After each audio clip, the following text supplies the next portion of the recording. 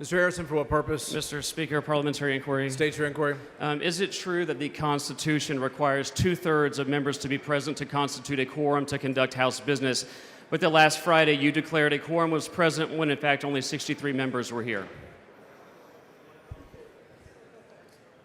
Mr. Harrison, that is not a proper parliamentary inquiry. Mr. Speaker. To the extent that it requires 2/3 present, that is accurate. Thank you, Mr. Speaker. And 2/3 were not present. Mr. Speaker. Mr. Harrison, for what purpose? Parliamentary inquiry, Mr. Speaker. State your inquiry. Is it true that we have a general state calendar today for the first time, and that HB 195, which was the very first bill on our very first ever general state calendar, that the lead author is a member of the minority party? Mr. Harrison, that is not a proper parliamentary inquiry. Mr. Speaker. Mr. Harrison. Are you aware that the House budget was voted out of appropriations Mr. yesterday? Harrison, for what purpose? Parliamentary inquiry, Mr. Speaker. State your inquiry. Good morning.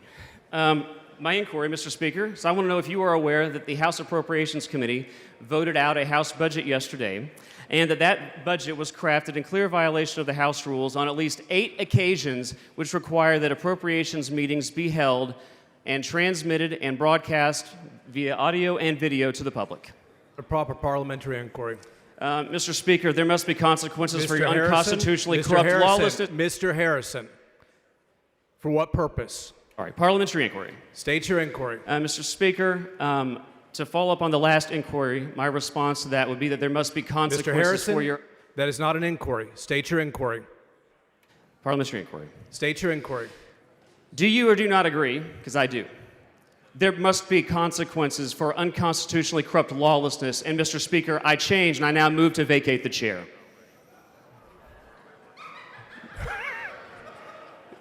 You are not recognized even on April Fool's Day, Mr. Harrison. Mr. Speaker. Mr. Harrison, state your inquiry. I wish that this were an April Fool's joke. Mr. Speaker, parliamentary inquiry. State your inquiry. Rule 5, Section 35 actually authorizes this motion, and Rule 5, Section 35 establishes that the motion to vacate the chair is a privileged motion. Is that not correct? You're not recognized, Mr. Harrison.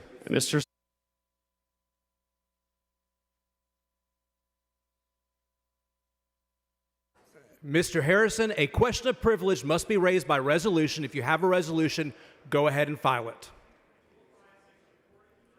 Rule 5, Section 24, this...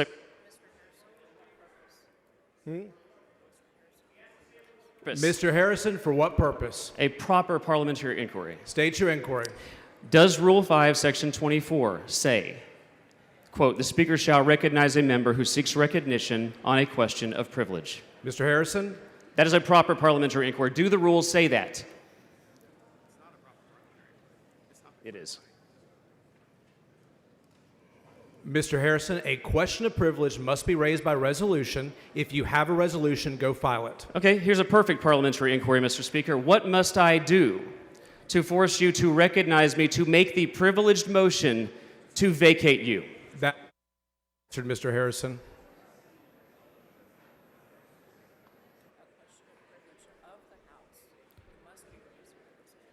A question of privilege of the House must be raised by resolution. Mr. Speaker. Mr. Harrison, for what purpose? Why do you refuse to answer these points of parliamentary inquiry that are proper? Mr. Harrison, that has been answered. Final point. Mr. Harrison, for what purpose? You know the House rules stipulate what I just said. Cutting off the mic, or is your staffer cutting off the microphone, Harrison, Mr. Speaker? For what purpose? My constituents pay for this microphone. Mr. Who's Harrison, cutting for it what off? purpose? You or this?